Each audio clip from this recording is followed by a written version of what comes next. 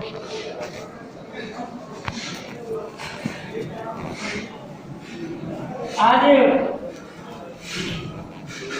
हमारे लिए बहुत ही सौभाग्य का ये पल है कि इतने महानुभावों के बीच में हमको अपना दो शब्द कहने के लिए मौका मिला है। तो सबसे पहले ये बिहारी विकास मंच के द्वारा आयोजित ये हिंदी दिवस समारोह के लिए मैं हिंदी दिवस के उपलक्ष्य में सभी को अपनी तरफ से शुभकामनाएं देता हूँ। और यहाँ पर जितने भी महानुभाव उपस्थित हैं मैं सबको नमस्कार करता हूँ और अपनी बात आगे बढ़ाता हूँ। आज 14 सितंबर सिर्फ हम हिंदी भाषियों के लिए नहीं महत्वपूर्ण है, बल्कि आज का जो समारोह है पूरे देश में बहुत ही धूमधाम से मनाया जा रहा है। और हमारे विद्यालय में भी आज सुबह 11 बजे से लेकर के 5 बजे तक कार्यक्रम हिंदी दिवस के उपलक्ष्य में विभिन्न प्रकार के कार्यक्रम रखे गए थे। तो जब हम लोग का देश आजाद हुआ तो आजादी को प्राप्त करने के लिए हिंदी सब लोगों को एक सूत्र में बांध करके सबको एकजुट होने के लिए बहुत सहयोग की है। हिंदी हमारे देश की राष्ट्रभाषा है। 14 सितंबर 1949 ईस्वी को इस भाषा को, हिंदी भाषा को राष्ट्रभाषा माना गया है, राष्ट्रभाषा के रूप में स्वीकार किया गया है। लेकिन जिस मुकाम को हिंदी को प्राप्त करना चाहिए था, आजादी के इतने दिनों के बाद भी वो अपने मुकाम को प्राप्त नहीं कर पाई है। जबकि हमारे देश में कम से कम 100 भाषाएं हैं भारतवर्ष में और 1000 प्रकार की बोलियां हैं। फिर भी संख्या के दृष्टिकोण से अगर देखा जाए तो अपने भारतवर्ष में लगभग 26 करोड़ लोग हिंदी बोलते हैं, हिंदी समझते हैं, हिंदी लिखना पढ़ना जानते हैं। और पूरे विश्व में अगर आंकड़ा के दृष्टिकोण से देखा जाए तो मेरा आंकड़ा थोड़ा कम बेसी हो सकता है, मैं भी कहीं से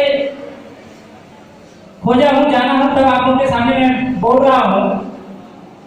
लगभग पूरे विश्व में 41 करोड़ लोग हैं जो हिंदी को अच्छी तरह से बोलते हैं, अच्छी तरह से लिखते हैं और अच्छी तरह से समझते हैं। हिंदी हमारे राष्ट्र की भाषा है, ये बहुत हम सब लोग के लिए गौरव की बात है। जब हिंदी को राष्ट्रभाषा का दर्जा दिलाने के लिए जब एक मीटिंग हुई थी, उसमें अधिकांशतः लोग जो हिंदी को राष्ट्रभाषा का दर्जा देने के लिए प्रपोज किए, जो लोगों ने सलाह दिया, जो लोगों ने सुझाव दिया, उसमें अधिकांशतः लोग गैर हिंदी भाषी थे।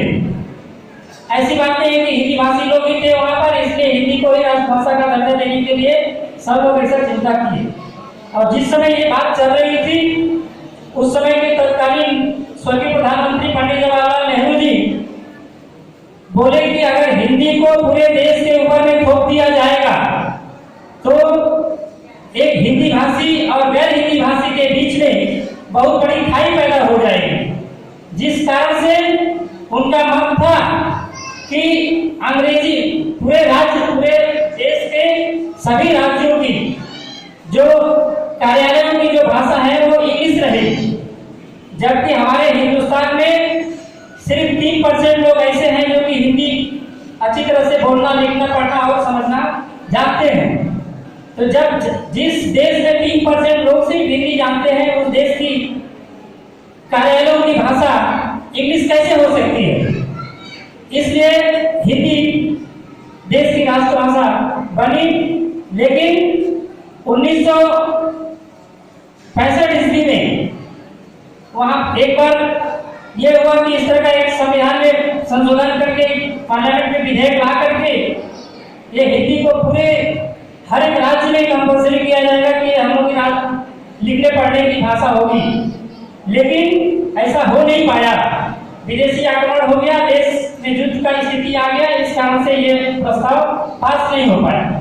1967 ईस्वी में बिहार, राजस्थान, मध्य प्रदेश और अन्य कई राज्यों में हिंदी में काम करने का इस तरह का सुझाव दिया गया, इस तरह का स्वीकार किया गया कि हिंदी में लिखने पढ़ने की सब ऑफिशियल लैंग्वेज जो होगी वो हिंदी होगी। और एक समय जब स्वर्गीय अटल बिहारी वाजपेयी, हम लोग के भूतपूर्व प्रधानमंत्री, जब विदेश मंत्री थे, तो उन्होंने संयुक्त राष्ट्र संघ में अपना वक्तव्य हिंदी में रख करके हिंदी के सम्मान को, हिंदी के मान को पूरा विश्व पटल पर बहुत चर्चित किया। बहुत उन्होंने हिंदी के स्थान को बढ़ाया, प्रश्रय दिया। और इसी तरह से ये नरसिंहा राव जी, स्वर्गीय प्रधानमंत्री हम लोग के देश के नरसिंहा राव, एक बार देश के नाम को जो संबोधित किया जाता है, पूरे देश को संबोधित किया जाता है, उन्होंने हिंदी में संबोधन किया, जबकि वे हिंदी भाषी नहीं है, गैर हिंदी भाषी होते हुए हिंदी में उन्होंने अपना प्रेम प्रदर्शित करने के लिए, हिंदी को महत्व देने के लिए, हिंदी के महत्व को समझने के लिए उन्होंने इस तरह से किया। तो जो भी कोई भी छोटा मोटा या बड़ा कोई भी कार्यक्रम किया जाता है, तो कार्यक्रम का कुछ न कुछ मकसद होता है, और कोई ऐसा कार्यक्रम नहीं है कि जो कार्यक्रम इतने महान लोग, इतने बुद्धिजीवी लोग, इतने अच्छे लोग, समाज के लोग मिल करके एक कार्यक्रम को करें और वो कार्यक्रम से समाज को या हमारे बीच उपस्थित महानुभावों को या गणमान्य व्यक्तियों को कोई लाभ न हो, ऐसा नहीं है। प्रत्येक कार्यक्रम में कुछ न कुछ हर मनुष्य को, हर एक जो भी लोग उपस्थित होते हैं उनको कुछ कुछ लाभ होता है, कुछ न कुछ सीखने का मौका मिलता है। तो यहाँ जितने भी लोग हम लोग यहाँ पर उपस्थित हैं, हम लोग सभी लोग हिंदी भाषी हैं, और हिंदी बोलना, हिंदी पढ़ना, हिंदी लिखना, हिंदी समझना अलग बात है, लेकिन हिंदी को किस तरह से हम लोग और ऊपर ले जाएंगे, इसके लिए इस तरह का अगर बीच बीच में कार्यक्रम होगा, अपनी एक जो हम लोग की एक बिहारी विकास समिति है, ये समिति को और किस तरह से मजबूत किया जाए, इस तरह का बीच बीच में कार्यक्रम होना चाहिए। और हम लोगों को अपने जितने भी हिंदी भाषा भाषी लोग हैं इस डुवर्स एरिया में, जलपाईगुड़ी डिस्ट्रिक्ट में, मालबाजार में या किसी भी कोना में अगर हम लोग रहते हैं, तो एक दूसरे को अपना भाई समझना चाहिए। अपने हिंदी भाषियों के बीच में हमारा जो सोच है, हमारा जो मतलब है बोलने का, कि किसी भी प्रकार का हम लोग को अपने आपस में भेदभाव नहीं रखना चाहिए। हम लोग को एकदम समानता के भाव से सबको एक दूसरे को समानता के नजर से देखनी चाहिए, तभी हम लोगों के संगठन बन पाएगा। और हम लोग का ये जो बिहारी विकास मंच है या बिहारी विकास जो समिति है, वो समिति और मजबूत हो पाएगी। और हम लोग जैसे लोगों का अगर जो भी कुछ सहयोग बन पाएगा, जो भी सहयोग की आवश्यकता होगी, हम लोग सहयोग करने के लिए तत्पर हैं। और इस तरह का सिर्फ हिंदी दिवस के दिन ही इस तरह का कार्यक्रम का आयोजन हो, मैं ऐसा करता हूँ कि वर्ष में कई बार इस तरह का कार्यक्रम का छोटा मोटा आयोजन होना चाहिए। आप लोग अपना बहुमूल्य समय निकाल करके आए हैं, हम लोग का तो कोई बहुमूल्य समय उस तरह का नहीं होता है, क्योंकि हम लोग शिक्षक हैं, दिन में स्कूल में काम करते हैं, बाकी समय हम लोग का तो फ्री रहता है। तो अगर इस तरह का हम लोग को अगर मौका मिले तो हम लोग अपने को बहुत ही सौभाग्यशाली समझेंगे। सबको मैं अपने तरफ से नमस्ते करते हुए, नमस्कार करते हुए अपना ये बड़ा वक्तव्य समाप्त करता हूँ। और